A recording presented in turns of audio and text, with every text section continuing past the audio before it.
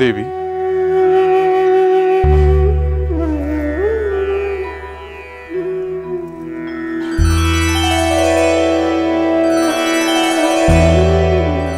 ದೇವಿ, ಇದೇನಿದು? ನಿನ್ನಲ್ಲಿ ಈ ದಿನ ವಿಶೇಷವಾದ ಸಂಭ್ರಮವನ್ನು, ಸಡಗರವನ್ನು ಕಾಣುತ್ತಿದ್ದೇನೆ. ಹೌದು ಸ್ವಾಮಿ, ವಿಶೇಷವಿದೆ. ಇಂದಿನ ವಿಶೇಷ ಸಂಭ್ರಮಕ್ಕೆ ನೀವೇ ಕಾರಣ. ಏನು? ನಾನು ಕಾರಣನೇ? ಅದು ಹೇಗೆ? ಪ್ರಭು, ಅಂತಃಪುರದಲ್ಲಿ ಸೇವಕರು, ಸಖಿಯರು ಇಂದು ವಿಶೇಷವಾಗಿ ಸ್ತುತಿಸುತ್ತಿದ್ದರು. ನಾನು ಕುತೂಹಲಗೊಂಡು ಅವರಲ್ಲಿ ಕಾರಣವೇನು ಎಂದು ಕೇಳಿದೆ. ಅದಕ್ಕೆ ಅವರು ಸಾಮಾನ್ಯ ಜನರು ಕಷ್ಟಪಡಬಾರದು ಎಂದು ನೀವು ಆಲೋಚಿಸಿದ ಬಗ್ಗೆ ಹೊಗಳಿದರು.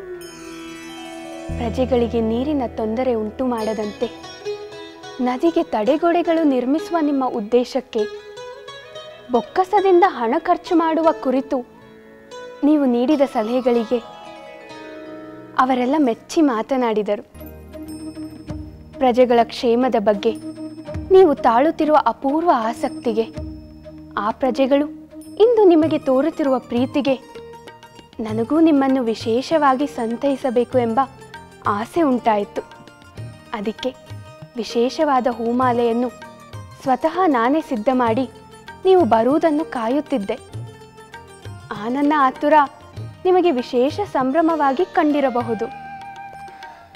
ದೇವಿ, ನನ್ನ ಚಿಕ್ಕದೊಂದು ಪ್ರಜಾಕ್ಷೇಮದ ಕಾರ್ಯಕ್ಕೆ ಪ್ರಜೆಗಳು ಮತ್ತು ನೀನು ಇಷ್ಟು ಸಂಭ್ರಮವನ್ನು ತೋರುತ್ತಿರುವಿರಿ. ನಮ್ಮ ಪೂರ್ವಜರಾದ ಭಗೀರಥ ಮಹಾರಾಜರು ಪ್ರಜೆಗಳ ಕ್ಷೇಮಕ್ಕಾಗಿ ತನ್ನ ಜೀವಮಾನವನ್ನೇ ಮುಡಿಪಾಗಿಟ್ಟು ರಾಜ್ಯ ಭೋಗಗಳನ್ನು ತ್ಯಜಿಸಿದರು. ಸತತವಾಗಿ ಕಠಿಣ ತಪಸ್ಸನ್ನು ಮಾಡಿ ದೇವಗಂಗೆಯನ್ನು ಭೂಮಿಗೆ ಹರಿಸಿ ಲಕ್ಷಾಂತರ ಕೋಟ್ಯಾಂತರ ಪ್ರಜೆಗಳಿಗೆ ಆ ಪವಿತ್ರ ಜಲ ಯಥೇಚ್ಛವಾಗಿ ದೊರಕುವಂತೆ ಮಾಡಿದರು. ಅಂದು ಪ್ರಜೆಗಳು ಭಗೀರಥ ಮಹಾರಾಜರಿಗೆ ಎಷ್ಟು ಕೃತಜ್ಞತೆಯನ್ನು ಸಲ್ಲಿಸಿರಬಹುದು? ಅದನ್ನು ಯೋಚಿಸಿದರೆ ನನ್ನ ಮನಸ್ಸು ತುಂಬಿ ಬರುತ್ತದೆ. ನಿಮ್ಮ ಮಾತು ನಿಜ ಸ್ವಾಮಿ. ಭಗೀರಥ ಮಹಾರಾಜರ ಸಾಧನೆ ಮತ್ತು ಶ್ರಮದಿಂದ ಈ ಭೂಮಿಯಲ್ಲಿ ಗಂಗೆಯನ್ನು ಹರಿಯುವಂತೆ ಮಾಡಿದ ಲೋಕೋಪಕಾರ ಅನನ್ಯವಾದದ್ದು. ಅವರ ಚರಿತ್ರೆಯನ್ನು ನಿಮ್ಮಿಂದ ಕೇಳುವ ಅಪೇಕ್ಷೆ ನನಗಾಗಿದೆ. ದಯಮಾಡಿ ತಿಳಿಸಿ ಸ್ವಾಮಿ.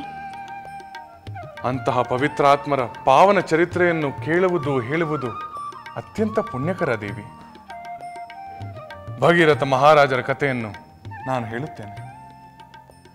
ಭಗೀರಥ ಮಹಾರಾಜರು ಸಗರ ಪುತ್ರರಿಗೆ ಸದ್ಗತಿಯನ್ನು ಉಂಟು ಮಾಡಲು ದೇವಗಂಗೆಯನ್ನು ದೇವಲೋಕದಿಂದ ಪಾತಾಳದವರೆಗೂ ಕೊರೆದೊಯ್ಯುವ ದೃಢ ನಿರ್ಧಾರವನ್ನು ಮಾಡಿ ಘೋರ ತಪಸ್ಸನ್ನು ಆಚರಿಸಿದರು. ಓಂ ಗಂಗಾ ಮಾತೆಯೇ ನಮಃ. ಓಂ ಗಂಗಾ ಮಾತೆಯೇ ನಮಃ. ಓಂ ಗಂಗಾ ಮಾತೆಯೇ ನಮಃ. ಓಂ ಗಂಗಾ ಮಾತೆಯೇ ನಮಃ. ಓಂ ಗಂಗಾ ಮಾತೆಯೇ ನಮಃ. ಓಂ ಗಂಗಾ ಮಾತೆಯೇ ನಮಃ. ಓಂ ಗಂಗಾ ಮಾತೆಯೇ ನಮಃ. ಓಂ ಗಂಗಾ ಮಾತೆಯೇ ನಮಃ. ಓಂ ಗಂಗಾ ಮಾತೆಯೇ ನಮಃ. ಓಂ ಗಂಗಾ ಮಾತೆಯೇ ನಮಃ. ರಾಜ ಭಗೀರಥ, ನಿನ್ನ ತಪಸ್ಸಿಗೆ ನಾನು ಪ್ರಸನ್ನಳಾಗಿದ್ದೇನೆ. ಕಣ್ತೆರೆದು ನೋಡು.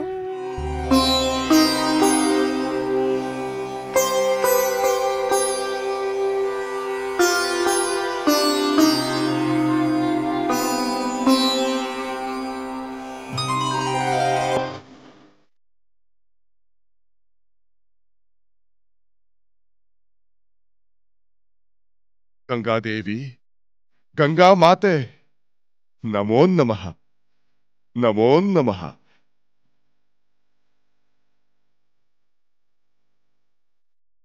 ಗಂಗೆ ಸುರಗಂಗೆ, ಪರಮ ಮಂಗಳ ತುರಂಗೆ, ದಯಮಾಡು ಕೃಪೆ ತೋರು ಧರೆಗಿಳಿದು ಬಂದು ಸಗರ ಸುತರಿಗೆ ಸದ್ಗತಿಯ ಸಿಗಲು ಅನುಗ್ರಹಿಸು. ತಾಪವನ್ನು ಕಳೆದು ಲೋಕವನ್ನು ಪಾವನಗೊಳಿಸು. ರಾಜ ಭಗೀರಥ, ನಿನ್ನ ಸ್ತೋತ್ರವನ್ನು ಕೇಳಿ ನನಗೆ ಆನಂದವಾಗಿದೆ. ನಿನ್ನ ಕೋರಿಕೆ ಏನೆಂದು ತಿಳಿಸು, ಅದನ್ನು ಖಂಡಿತ ನೆರವೇರಿಸಿಕೊಡುತ್ತೇನೆ. ಮಹಾತಾಯಿ, ನಮ್ಮ ವಂಶದ ಹಿರಿಯರಾದ ಸಗರ ಚಕ್ರವರ್ತಿಯ 60,000 ಪುತ್ರರ ಚಿತಾಭಸ್ಮವು ನಿನ್ನಲ್ಲಿ ಲೀನವಾಗದೆ ಪಾತಾಳದಲ್ಲಿ ಸದ್ಗತಿ ಸಿಗದೆ ಕಷ್ಟಪಡುತ್ತಿದ್ದಾರೆ. ದಯಮಾಡಿ ನೀನು ನನ್ನೊಡನೆ ಧರೆಗಿಳಿದು ಬಂದು ಅಲ್ಲಿಂದ ಪಾತಾಳಕ್ಕೆ ಇಳಿದು ಪುರಾತನ ಚಿತಾಭಸ್ಮದ ಮೇಲೆ ಹರಿದು ಅವರಿಗೆ ಸದ್ಗತಿ ದೊರೆಯುವಂತೆ ಮಾಡುತ್ತಾಯಿ. ರಾಜ ಭಗೀರಥ, ನಿನ್ನ ಕೋರಿಕೆಯಂತೆ ನಾನು ಭೂಲೋಕಕ್ಕೆ ಬರುತ್ತೇನೆ. ನೀನು ಹೇಳಿದಂತೆ ನಿನ್ನೊಡನೆ ಪಾತಾಳಕ್ಕೂ ಆಗಮಿಸುತ್ತೇನೆ. ಆದರೆ ಅದರಲ್ಲಿರುವ ಒಂದು ಸಮಸ್ಯೆಗೆ ಪರಿಹಾರವನ್ನು ನೀನೇ ಹುಡುಕಬೇಕು. ತಾಯಿ, ಅದೇನು ಸಮಸ್ಯೆ ಎಂದು ನನಗೆ ತಿಳಿಸು. ಅದಕ್ಕೆ ಖಂಡಿತ ಪರಿಹಾರವನ್ನು ನಾನು ಯೋಚಿಸುತ್ತೇನೆ. ರಾಜ ಭಗೀರಥ, ನನ್ನ ಶಕ್ತಿ ಮತ್ತು ರಭಸ ಊಹಾತೀತವಾದದ್ದು. ನಾನು ಆ ದೇವಲೋಕದಿಂದ ಈ ಭೂಲೋಕಕ್ಕೆ ಧುಮುಕಿದರೆ ನನ್ನ ರಭಸದಿಂದ ಭೂಮಿಯಲ್ಲಿ ಅಲ್ಲೋಲ ಕಲ್ಲೋಲ ಏರ್ಪಡುತ್ತದೆ. ಈ ಭೂಮಿ ಮೇಲಿರುವ ಅರಣ್ಯಗಳು, ಖಗಮೃಗಗಳು, ಅನೇಕ ಜೀವರಾಶಿಗಳು ನನ್ನ ರಭಸಕ್ಕೆ ಕ್ಷಣಾರ್ಧದಲ್ಲಿ ಕೊಚ್ಚಿ ಹೋಗಿ ನಾಶವಾಗುತ್ತದೆ. ನಿನ್ನ ಹಿರಿಯರಾದ 60,000 ಜನರ ಸದ್ಗತಿಯ ನಿನ್ನ ಪ್ರಯತ್ನಕ್ಕೆ ಲಕ್ಷಾಂತರ ಜೀವರಾಶಿಗಳು ನನ್ನ ರಭಸಕ್ಕೆ ಬಲಿಯಾಗುವ ಅಪಾಯಗಳಿವೆ. ಆದ್ದರಿಂದ ನಾನು ಆಕಾಶದಿಂದ ಧುಮುಕುವಾಗ ನನ್ನ ರಭಸವನ್ನು ತಡೆದು ನಿಲ್ಲಿಸಿ ನೀನು ಬಯಸುವ ಕಡೆ ಬರುವಂತೆ ಮಾಡುವ ಏನಾದರೂ ಉಪಾಯವನ್ನು ನೀನು ಮಾಡುವೆಯಾದರೆ ನಾನು ದೇವಲೋಕದಿಂದ ಇಲ್ಲಿಗೆ ಬರಲು ನನ್ನ ಅಭ್ಯಂತರವೇನೂ ಇಲ್ಲ. ನನ್ನ ಶಕ್ತಿಯನ್ನು ತಡೆದುಕೊಳ್ಳುವ ವ್ಯವಸ್ಥೆಯನ್ನು ನೀನು ಈ ಭೂಲೋಕದಲ್ಲಿ ಮಾಡು. ನಂತರ ನೀನು ಯಾವಾಗ ಕರೆದರೂ ನಾನು ಈ ಭೂಮಿಗಿಳಿದು ಬರುವೆ. ನಿನ್ನ ಪ್ರಯತ್ನ ಸಫಲವಾಗಲಿ.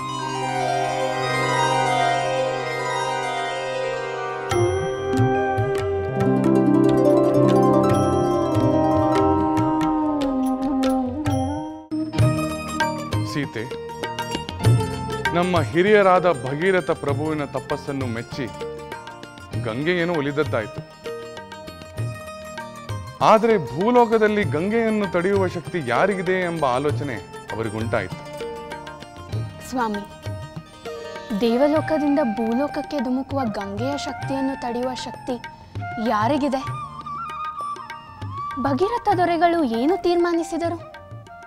ಹೇಳುತ್ತೇನೆ ದೇವಿ. ಕೈಲಾಸ ಶಿಖರದಲ್ಲಿ ವಾಸ ಮಾಡುವ ಶಿವನಿಗೆ ಗಂಗೆಯನ್ನು ತಡೆಯುವ ಶಕ್ತಿ ಇದೆ ಎಂಬ ಮಾತು ಅವರಿಗೆ ತಿಳಿದು ಬಂತು. ಅದನ್ನು ತಿಳಿದದ್ದೇ ಶಿವನನ್ನು ಕುರಿತು ಅನೇಕ ವರ್ಷಗಳ ಕಾಲ ಘೋರ ತಪಸ್ಸನ್ನು ಮಾಡಿದರು. ಕರುಣಾಮಯಿಯಾದ ಶಿವನು ಅವರ ತಪಸ್ಸನ್ನು ಮೆಚ್ಚಿ ಅವರ ಮುಂದೆ ಪ್ರತ್ಯಕ್ಷನಾದನು. ಓಂ ನಮಃ ಶಿವಾಯ. ಓಂ ನಮಃ ಶಿವಾಯ. ಓಂ ನಮಃ ಶಿವಾಯ. ಓಂ ನಮಃ ಶಿವಾಯ. ಓಂ ನಮಃ ಶಿವಾಯ. ಓಂ ನಮಃ ಶಿವಾಯ. ಓಂ ನಮಃ ಶಿವಾಯ. ಓಂ ನಮಃ ಶಿವಾಯ.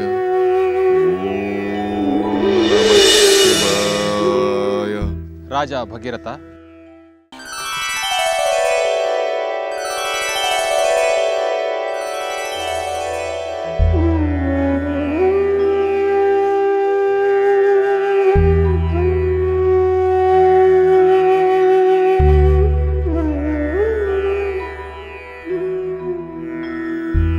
ನಮಾಮಿ ದೇವಂ ವರದಂ ವರೇಣ್ಯಂ. ನಮಾಮಿ ದೇವಂ ಪರಮೇಶ್ವರಂ ಹರಂ. ಸನಾತನಂ ಬ್ರಹ್ಮ ನಿಜಾತ್ಮರೂಪಂ. ನಮಾಮಿ ಸರ್ವಂ ನಿಜಭಾವಗಮ್ಯಂ. ವರಂ ವರೇಣ್ಯಂ ವರದಂ ನತೋಸ್ಮಿ ನತೋಸ್ಮಿ.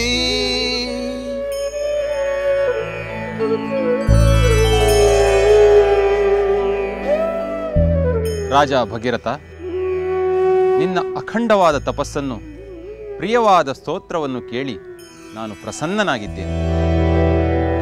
ನಿನ್ನ ಕೋರಿಕೆ ಏನೆಂದು ಹೇಳು. ಮಹಾನುಭಾವ, ನಿನಗೆ ತಿಳಿಯದ್ದೇನಿದೆ? ಆದರೂ ನನ್ನ ಕೋರಿಕೆಯನ್ನು ನಿನ್ನೆದುರು ಧೈರ್ಯ ಮಾಡಿ ಹೇಳುತ್ತಿದ್ದೇನೆ. ನಮ್ಮ ಹಿರಿಯರಾದ ಸಗರ ಪುತ್ರರ ಸದ್ಗತಿಗಾಗಿ ಗಂಗಾ ಮಾತೆಯನ್ನು ಇಲ್ಲಿಗೆ ಬರಲು ಪ್ರಾರ್ಥಿಸಿದ್ದೆ. ಅದಕ್ಕೆ ಗಂಗಾ ಮಾತೆಯೂ ಇಲ್ಲಿಗೆ ಬರಲು ಅನುಗ್ರಹ ತೋರಿದ್ದಾರೆ. ಗಂಗಾ ಮಾತೆಯ ಪ್ರವಾಹ ಶಕ್ತಿಯನ್ನು ದೇವಲೋಕದಿಂದ ಭೂಲೋಕಕ್ಕೆ ಧುಮುಕಿದಾಗ ತಡೆಯದಿದ್ದರೆ ಇಡೀ ಭೂಮಂಡಲದಲ್ಲಿ ಅಪಾರ ಹಾನಿಯುಂಟಾಗುತ್ತದೆ. ಸಗರ ಪುತ್ರರ ಸದ್ಗತಿಗಾಗಿ ಬೇಕಾದಷ್ಟು ಪ್ರವಾಹವನ್ನು ಮಾತ್ರ ಕೊಂಡೊಯ್ಯಬೇಕಾಗಿದೆ. ಅದಕ್ಕಾಗಿ ಮಹಾದೇವನು, ಮಹಾಶಕ್ತಿಶಾಲಿಯೂ ಆದ ನೀನು ಗಂಗಾ ಮಾತೆಯನ್ನು ತಡೆದು ಸಗರ ಪುತ್ರರ ಸದ್ಗತಿಗೆ ಬೇಕಾದಷ್ಟು ಪ್ರವಾಹವನ್ನು ಮಾತ್ರ ನನ್ನನ್ನು ಅನುಸರಿಸಿ ಬರುವಂತೆ ಮಾಡಿ ನನ್ನ ಪ್ರಯತ್ನವನ್ನು ಸಫಲಗೊಳಿಸು ತಂದೆ, ಸಫಲಗೊಳಿಸು. ಭಗೀರಥ, ನಿನ್ನ ಪಿತೃಗಳಿಗೆ ಸದ್ಗತಿ ಕೊಡಿಸಬೇಕೆಂಬ ನೀನು ಮಾಡುತ್ತಿರುವ ಪ್ರಯತ್ನವನ್ನು ನಾನು ಮೆಚ್ಚುತ್ತೇನೆ. ಈ ಸದುದ್ದೇಶಕ್ಕಾಗಿ ನಾನು ಈ ಭೂಮಿಯ ಮೇಲೆ ನಿಂತು ದೇವಲೋಕದಿಂದ ಬೀಳುವ ಆ ಗಂಗೆಯ ರಭಸವನ್ನು ತಡೆಯುತ್ತೇನೆ. ಧನ್ಯನಾದೆ ಮಹಾನುಭಾವ, ಧನ್ಯನಾದೆ, ಧನ್ಯೋಸ್ಮಿ.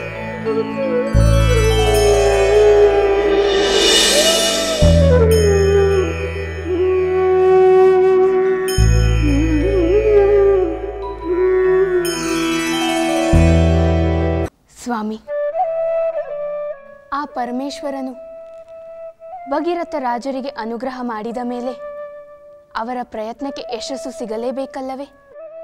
ದೇವಿ, ಕೆಲವೊಮ್ಮೆ ನಮ್ಮ ಪರಿಶ್ರಮ ಫಲ ಬಿಟ್ಟು ಆ ಫಲ ಕೈಗೆ ದಕ್ಕಿದ ನಂತರ ಕೈಯಿಂದ ಬಾಯಿಗೆ ಸೇರುವಷ್ಟರಲ್ಲಿ ಒಂದು ಅಜಾಗರೂಕತೆ, ಒಂದು ಅವಿವೇಕ, ಅಹಂಕಾರ ಬಾಯಿಗೆ ಸೇರಬೇಕಾದ ಫಲವನ್ನು ಮಣ್ಣುಪಾಲು ಮಾಡಿಬಿಡುತ್ತದೆ. ಇಂತಹ ತೊಂದರೆಯೂ ಕೂಡ ಭಗೀರಥರಿಗೆ ಗಂಗೆಯನ್ನು ತರುವ ಪ್ರಯತ್ನದಲ್ಲಿ ಆಯಿತು. ಗಂಗೆಯನ್ನು ಪಾತಾಳಕ್ಕೆ ಕರೆದೊಯ್ಯಲಾಗುವುದಿಲ್ಲವೆಂಬ ಸ್ಥಿತಿ ಅವರಿಗುಂಟಾಯಿತು. ಹೌದೇ? ಏಕೆ ಹಾಗಾಯಿತು ಪ್ರಭು? ಒಂದು ಅಹಂಕಾರದ ಮಾತಿನಿಂದ.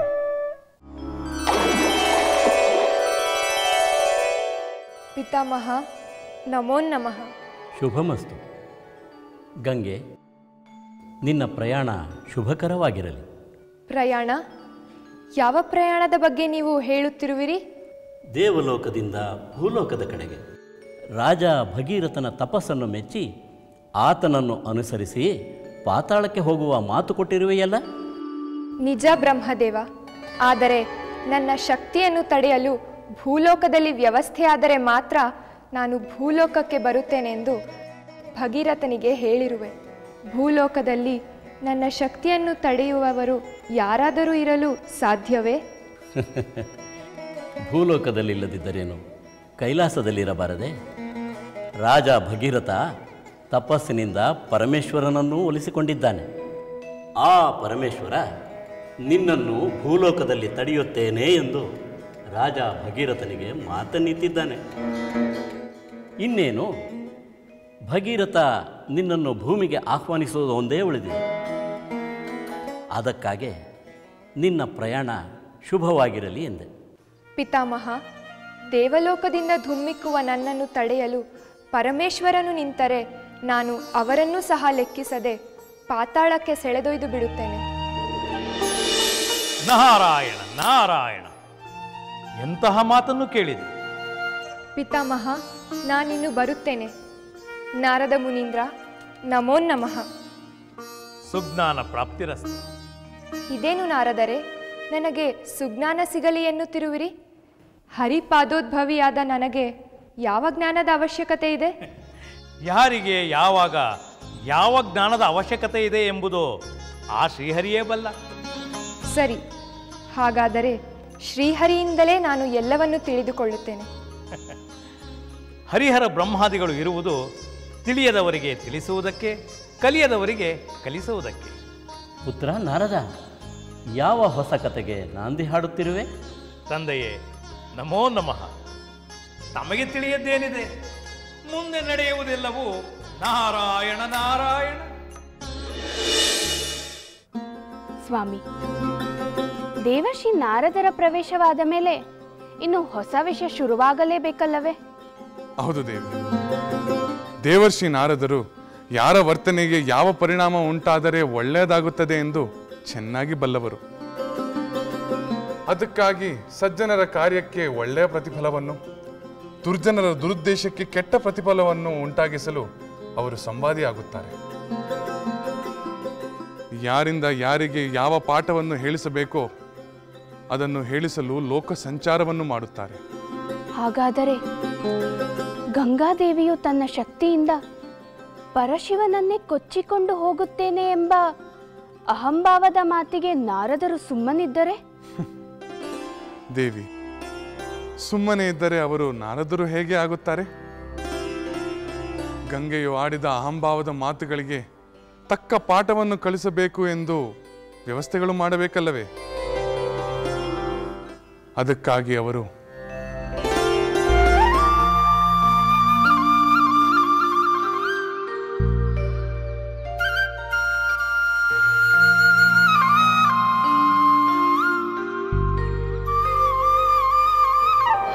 ನಾರಾಯಣ ನಾರಾಯಣ. ಯಸ್ಯ ಜ್ಞಾಯ ಜಗತ್ಸೃಷ್ಟಾಯ ವಿಲಿಂಚಿ ಪಾಲಕೋ ಹರಿಃ ಸಂಹಾರ್ಥ ಕಾಲೋಖ್ಯಾಯ ನಮಸ್ತಸ್ಯೈ ನಮಸ್ತಸ್ಯೈ ಪಿನಾಕಿನೇ. ನಮೋ ನಮಃ ನಮೋ ನಮಃ.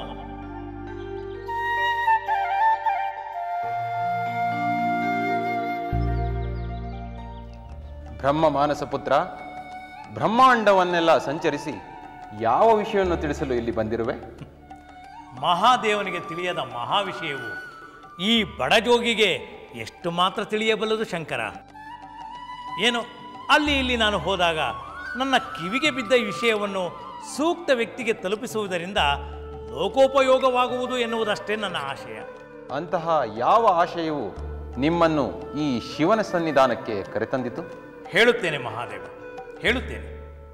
ನಿನ್ನ ದರ್ಶನವನ್ನು ಮಾಡಲು ಪವಿತ್ರವಾದ ಈ ಕೈಲಾಸಕ್ಕೆ ನಾನು ಬರುತ್ತಿದ್ದೆ. ಆದರೆ ಇನ್ನು ಮುಂದೆ ನಿನ್ನ ದರ್ಶನ ಮಾಡಲು ಪಾತಾಳದಲ್ಲಿ ಎಲ್ಲಿ ಹುಡುಕಬೇಕು ಎಂದು ಯೋಚನೆಯಾಗಿದೆ ಶಂಕರ. ನೆನೆದವರ ಮನದಲ್ಲಿ ಇರಲು ಬಯಸುವ ಮಹಾದೇವನನ್ನು ಪಾತಾಳದಲ್ಲಿ ಹುಡುಕುವ ವಿಚಾರ ತಮಗೇಕೆ ಬಂದಿತು? ಏಕೆಂದರೆ ತಾವು ಭಗೀರಥನಿಗೆ ಮಾತು ಕೊಟ್ಟಂತೆ ದೇವಲೋಕದಿಂದ ಧುಮುಕುವ ಗಂಗೆಯನ್ನು ತಡೆಯಲು ಭೂಲೋಕಕ್ಕೆ ಹೋಗುತ್ತೀರಿ, ಗಂಗೆಯನ್ನು ತಡೆಯುತ್ತೀರಿ. ಆದರೆ ಆ ಗಂಗೆ ತನ್ನ ಶಕ್ತಿಯಿಂದ ತಮ್ಮನ್ನು ಪಾತಾಳಕ್ಕೆ ಸೆಳೆದೊಯ್ದು ಬಿಡುತ್ತಾಳಂತೆ. ಹಾಗೆಂದು ತಮಗೆ ಯಾರು ಹೇಳಿದರು? ಯಾರೋ ಹೇಳಿದ್ದನ್ನು ಕೇಳಿದರೆ ಇಲ್ಲಿಯವರೆಗೂ ನಾನು ಬರುತ್ತಿದ್ದೇನೆ ಶಂಕರ.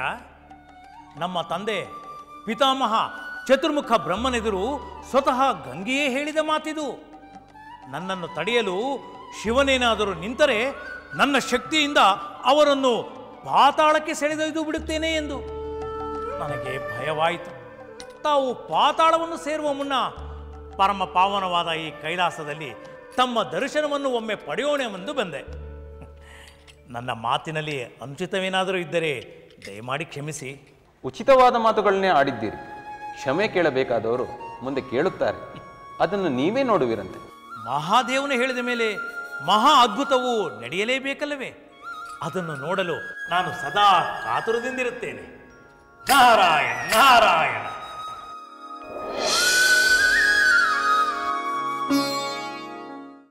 ದೇವಿ, ನಾರದರು ಶಿವನಿಗೆ ಗಂಗೆಯು ಆಡಿದ ಅಹಂಭಾವದ ಮಾತುಗಳನ್ನು ಹೇಳಿದ ನಂತರ ಶಿವನ ಮನದಲ್ಲಿ ನಿರ್ಧಾರವೊಂದು ದೃಢವಾಯಿತು. ಇತ್ತ ಭಗೀರಥರು ಶಿವನನ್ನು ಭೂಲೋಕಕ್ಕೆ ಆಹ್ವಾನಿಸಿ ದೇವಲೋಕದಿಂದ ಗಂಗೆಗೆ ಭೂಲೋಕಕ್ಕೆ ಬರಲು ಮನವಿ ಮಾಡಲು. ಆಗ ಏನಾಯ್ತು ಸ್ವಾಮಿ? ಹೇಳುತ್ತೇನೆ ದೇವಿ. ಶಿವನು ಭಗೀರಥರ ಕೋರಿಕೆಯಂತೆ ಭೂಲೋಕದಲ್ಲಿ ಗಂಗೆಯ ಆಗಮನಕ್ಕಾಗಿ ನಿರೀಕ್ಷಿಸುತ್ತಾ ನಿಂತ. ಗಂಗೆಯು ದೇವಲೋಕದಿಂದ ಭೂಲೋಕಕ್ಕೆ ಧುಮುಕತೊಡಗಿದಳು. ಗಂಗೆಯ ಅಹಂಭಾವವನ್ನು ಅಡಗಿಸಲು ಶಿವನು ತನ್ನ ಜಟೆಯಲ್ಲಿ ಅವಳನ್ನು ಬಂಧಿಸಿ ಕೈಲಾಸಕ್ಕೆ ಹೊರಟು ಬಿಟ್ಟ.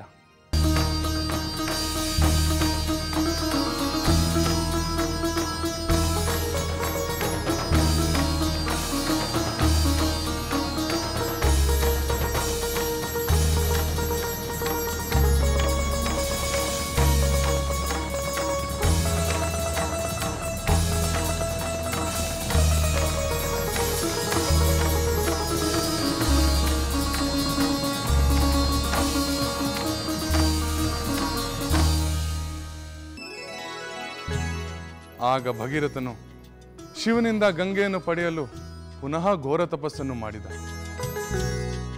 ಶಿವನು ಮತ್ತೊಮ್ಮೆ ಪ್ರತ್ಯಕ್ಷನಾಗಿ ತನ್ನ ಜಟೆಯಲ್ಲಿದ್ದ ಗಂಗೆಯ ಧಾರೆಯೊಂದನ್ನು ಮಾತ್ರ ಆಚೆಗೆ ಬಿಟ್ಟ. ಆ ಭಗೀರಥ ಮಹಾರಾಜರು ಆ ಗಂಗೆಯನ್ನು ಕರೆದುಕೊಂಡು ಹೊರಟ. ಜಾನಕಿ, ಭಗೀರಥರು ಛಲ ಬಿಡದೆ ಶಿವನನ್ನು ಒಲಿಸಿ ಆತನ ಜಟೆಯಲ್ಲಿದ್ದ ಗಂಗೆಯ ಧಾರೆಯೊಂದನ್ನು ಕರೆದೊಯ್ಯುತ್ತಿರುವಾಗ ಆಗ ಮತ್ತೇನಾಯ್ತು ಸ್ವಾಮಿ? ಮತ್ತೆ ಗಂಗೆಯನ್ನು ಕಳೆದುಕೊಳ್ಳುವಂತಹ ಅನಿರೀಕ್ಷಿತ ಆಪತ್ತು ಅವರಿಗೆ ಎದುರಾಯಿತು. ಭಗೀರಥರು ಗಂಗೆಯನ್ನು ಪಾತಾಳಕ್ಕೆ ಕರೆದುಕೊಂಡು ಹೋಗುತ್ತಿರುವ ಮಾರ್ಗದಲ್ಲಿ ಜುಹ್ನು ಮಹರ್ಷಿಗಳ ಆಶ್ರಮವಿತ್ತು. ಭಗೀರಥರ ಹಿಂದೆ ಸಾಗುತ್ತಿದ್ದ ಗಂಗೆಯು ಆ ಆಶ್ರಮವನ್ನು ಮುಳುಗಿಸಿ ಬಿಟ್ಟಳು. ಅದರಿಂದ ಕ್ರೋಧಗೊಂಡ ಮಹರ್ಷಿಗಳು ಗಂಗೆಯನ್ನು ನುಂಗಿಬಿಟ್ಟರು. ಮತ್ತೆ ಗಂಗೆ ಕಣ್ಮರೆ ಆದದನ್ನು ಕಂಡು ಕಂಗಾಲಾಗಿ ಮಹರ್ಷಿಯರನ್ನು ಪ್ರಾರ್ಥಿಸಿದರು.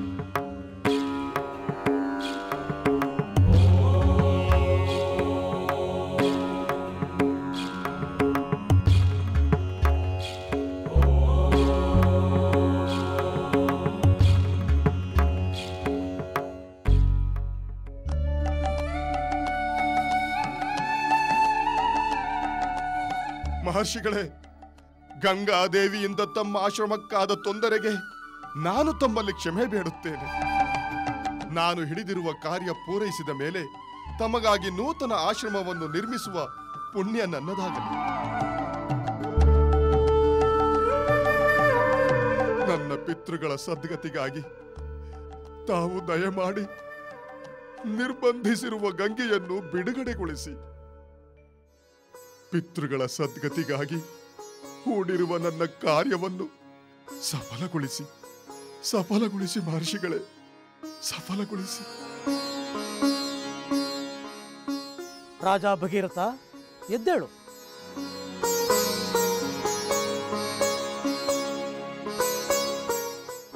ಭಗೀರಥ, ನಿನ್ನ ಸದುದ್ದೇಶವನ್ನು ಮನ್ನಿಸಿ ಆ ಗಂಗೆಯ ಅಹಂಕಾರವನ್ನು ಕ್ಷಮಿಸಿ ನಿನ್ನ ಪಿತೃಗಳ ಸದ್ಗತಿಗಾಗಿ ಆ ಗಂಗೆಯನ್ನು ಬಿಡುತ್ತಿದ್ದೇನೆ.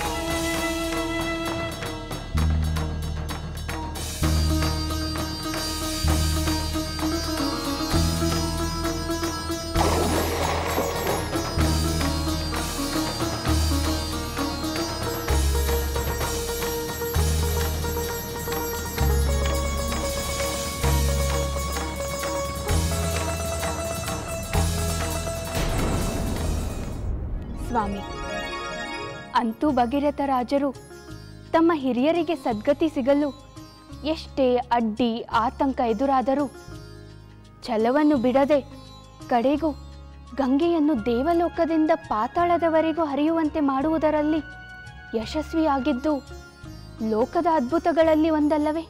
ನಿಜ ಸೀತೆ. ಮನುಷ್ಯ ಪ್ರಯತ್ನ, ದೇವಾನುಗ್ರಹ, ಸದುದ್ದೇಶ, ಇಚ್ಛಾಶಕ್ತಿಗಳೆಲ್ಲವೂ ಸೇರಿದರೆ ಯಾವುದು ಅಸಾಧ್ಯವಲ್ಲವೆನ್ನುವುದನ್ನು ಭಗೀರಥ ಮಹಾರಾಜರು ಲೋಕಕ್ಕೆ ತೋರಿಸಿಕೊಟ್ಟರು. ಮನುಷ್ಯ ಪ್ರಯತ್ನಕ್ಕೆ ಮತ್ತೊಂದು ಹೆಸರು ಭಗೀರಥರು ಎನ್ನುವಂತೆ ಅವರು ಪ್ರಸಿದ್ಧಿ ಪಡೆದರು. ಸ್ವಾಮಿ, ಪರಮೇಶ್ವರನ ಮಹಾಶಕ್ತಿಯ ಮುಂದೆ ಎಂಥ ಮಹಾಶಕ್ತಿವಂತರಾದರೂ ಅಹಂಕಾರ ಪಟ್ಟಾಗ ಅವರು ಸೋಲುತ್ತಾರೆ ಎಂಬ ತತ್ವವು ಲೋಕಕ್ಕೆ ತಿಳಿಯಿತು. ಹೌದು ಸೀತೆ, ನಮ್ಮ ವಂಶಜರಲ್ಲಿ ಭಗೀರಥ ಮಹಾರಾಜರದ್ದು ಒಂದು ಅದ್ಭುತ ದುಷ್ಟಾಂತವಾದರೆ ಮತ್ತೊಂದು ಹರಿಶ್ಚಂದ್ರ ಮಹಾರಾಜರದು. ಅದನ್ನು ಇನ್ನೊಮ್ಮೆ ಹೇಳುತ್ತೇನೆ.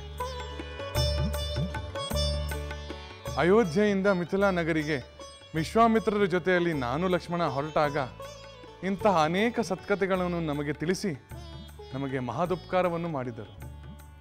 ಇವೆಲ್ಲವನ್ನು ನಿನಗೆ ಆಗಾಗ ತಿಳಿಸುತ್ತೇನೆ. ನಾನು ಸೇರಿದ ವಂಶದ ಮಹಾಪುರುಷರ ಕಥೆಯನ್ನು ಕೇಳುವುದು ನನ್ನ ಪೂರ್ವ ಜನ್ಮದ ಪುಣ್ಯವೆಂದು ಭಾವಿ.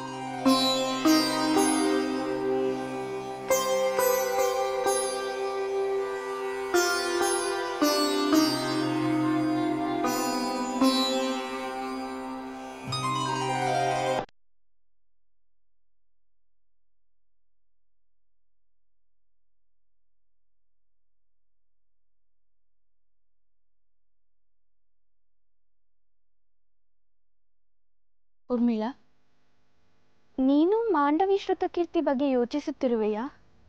ನಿನಗೆ ಹೇಗೆ ತಿಳಿಯಿತು ಸಹೋದರಿ? ನಾನು ಅವರ ಬಗ್ಗೆಯೇ ಯೋಚಿಸುತ್ತಿದ್ದೇನೆ. ಅವರಿಬ್ಬರು ನನಗೆ ನೆನಪಾದ ಹಾಗೆ ನಿನಗೂ ಕೂಡ ನೆನಪಾಗಿರಬೇಕು ಎನ್ನಿಸಿತು. ಅದಕ್ಕೆ ಕೇಳಿದೆ. ನಾವು ಮಿಥಿಲೆಯಲ್ಲಿದ್ದಾಗಲೂ ಹೀಗೆ ಆಗುತ್ತಿತ್ತಲ್ಲವೇ? ನಾವೆಲ್ಲರೂ ಚಿಕ್ಕ ವಯಸ್ಸಿನಿಂದಲೂ ಒಟ್ಟಾಗಿ ಆಡಿ ಬೆಳೆದೆವು. ಚಿಕ್ಕಪ್ಪನವರು ಸಾಮ್ಕಾಶ್ಯ ನಗರಕ್ಕೆ ತೆರಳಿದಾಗ ಶ್ರುತಕೀರ್ತಿ ಮತ್ತು ಮಾಂಡವಿ ಅವರ ಜೊತೆ ತೆರಳಿದರು. ಮತ್ತೆ ಮಿಥಿಲೆಯಲ್ಲಿ ನಾವಿಬ್ಬರೇ ಉಳಿದೆವು.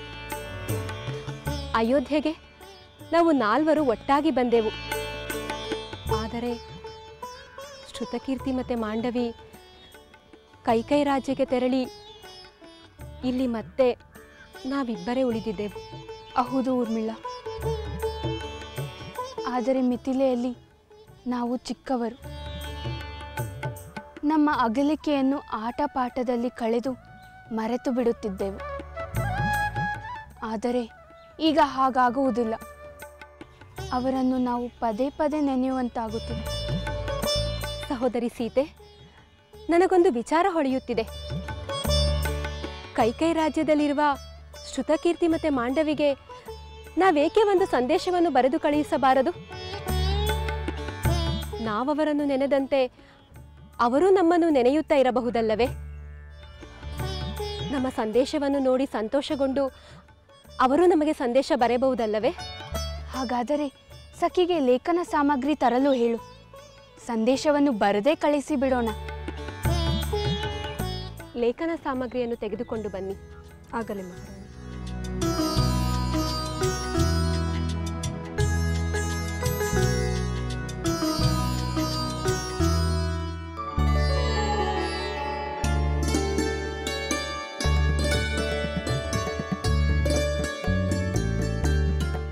ರಾಜಕುಮಾರ ಪ್ರಭುಗಳಿಗೆ ಪ್ರಣಾಮಗಳು. ಶುಭವಾಗಲಿ.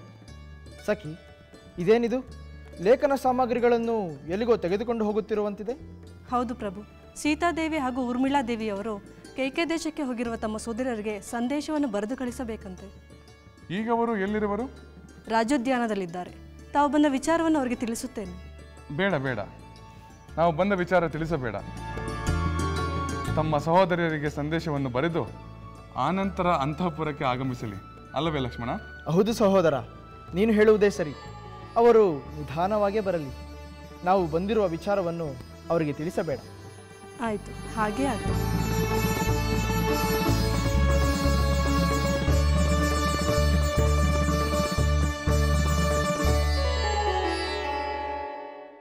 ಮಹಾರಾಣಿ, ಲೇಖನ ಸಾಮಗ್ರಿಗಳನ್ನು ತಂದಿರುವೆ.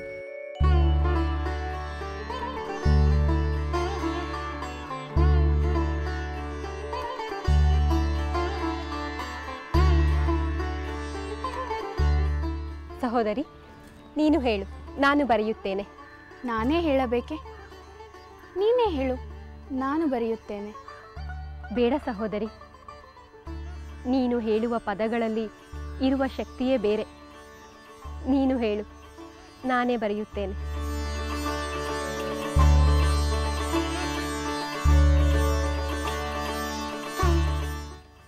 ಪ್ರೀತಿಯ ಸಹೋದರಿಯೇ,